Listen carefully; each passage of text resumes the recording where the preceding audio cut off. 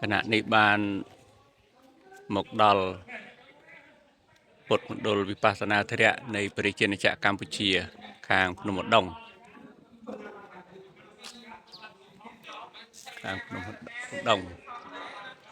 នេះថ្ងៃនេះគឺជាថ្ងៃអាទិត្យ600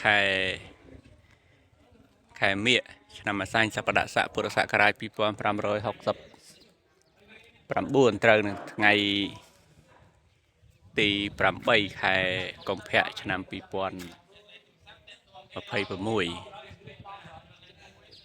នេះតូបយើងមើលទៅថាយើងថាតូបប៉ុន្តែកន្លែងនេះគឺកន្លែងសម្រាប់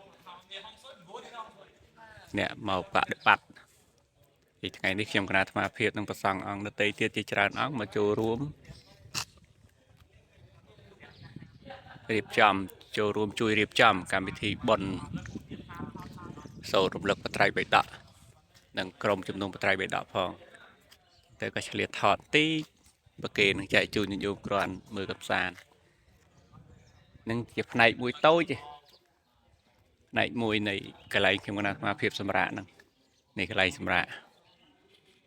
ហើយមកដល់ហ្នឹងក៏មានមុងភួយអីចឹងទៅក៏យកមកហាលដើម្បីឲ្យមានរស្មីថ្មីព្រោះកន្លែងនេះគឺនៅបន្តច្រើនគ្នាចឹងតតែសម្អាតព្រោះខ្លះវគ្គ7ថ្ងៃ10ថ្ងៃអីមានញោមមកសម្រាប់ចឹងរបស់ភុងមុងភួយខ្នើយអីគឺប្រើច្រើនគ្នាចឹងតតែសម្អាតតតែដាក់50ថ្ងៃចឹងអត់មានអីទេថតបន្តិចប៉ុណ្្នឹងចុះក៏ត្រូវយ៉ាងណាប្រកាសណាគុំចាស់ញាតិញោមទាំងអស់ខន្តីភ័យទោសពីថតអត់មានកាត់តបញ្ចូលសំឡេងអីទេថតហ្នឹងគឺផុសតែម្ដង